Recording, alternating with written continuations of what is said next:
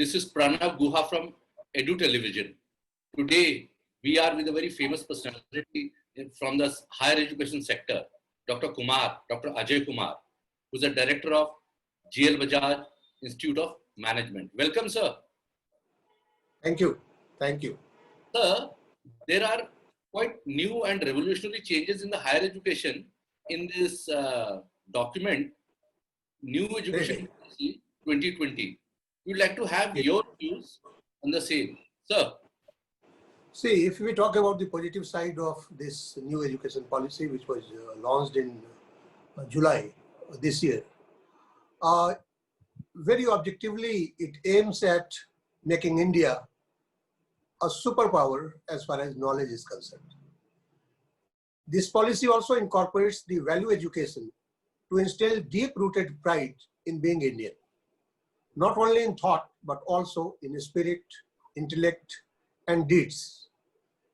If you will analyze the entire draft, rather policy itself, now it's not in draft form, you will find that it focuses on developing knowledge, skills, and disposition for commitment to sustainable development and living.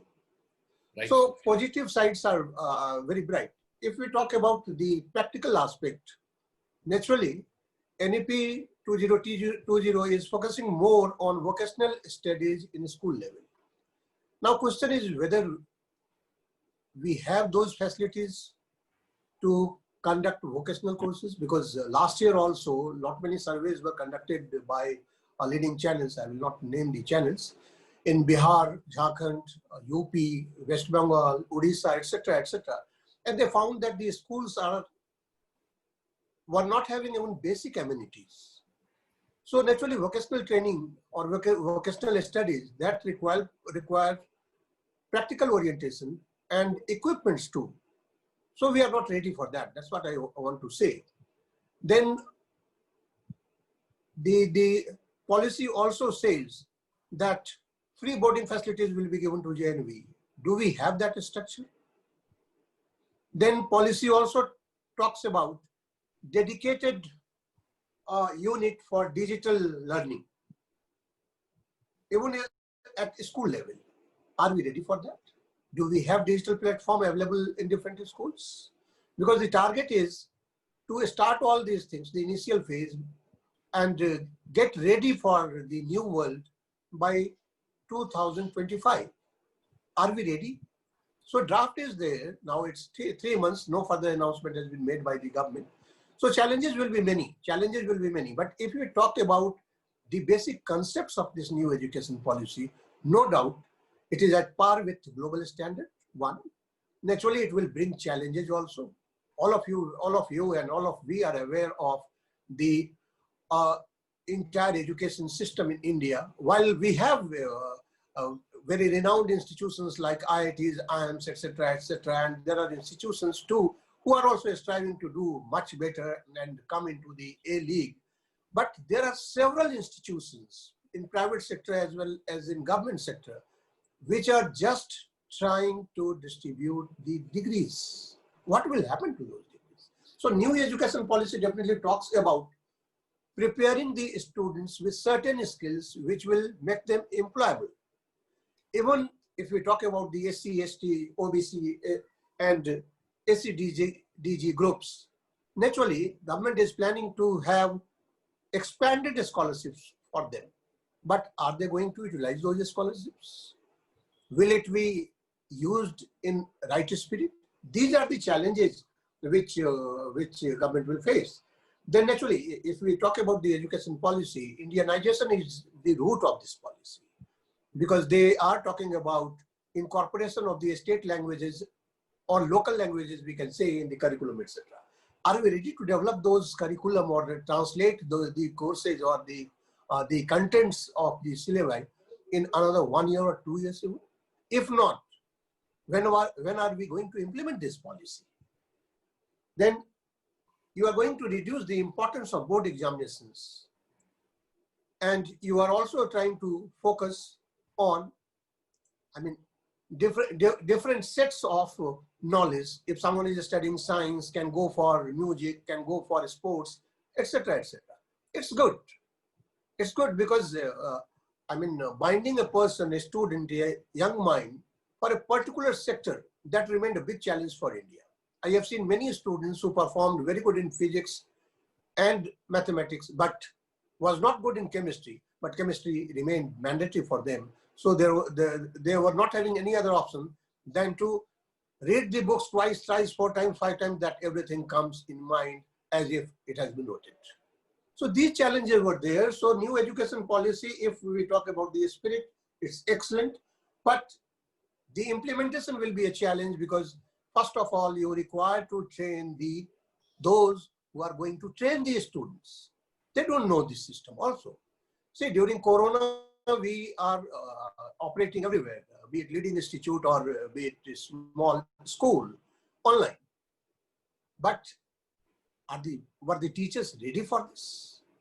If we talk about the problems or the challenges which were warning to everywhere across the globe because of the climatic things, etc., etc., the challenges were posed not in 2020, 2019 end by COVID, but it was there since 2015. Right. Were we ready for that?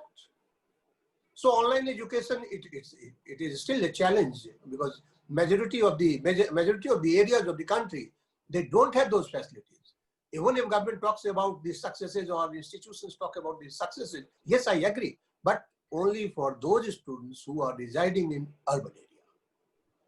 In rural area, if we talk about again same OBC, SC, ST, OBC, and other groups who are living at a minimum subsistence level, how can they afford a smartphone and then connectivity, then internet?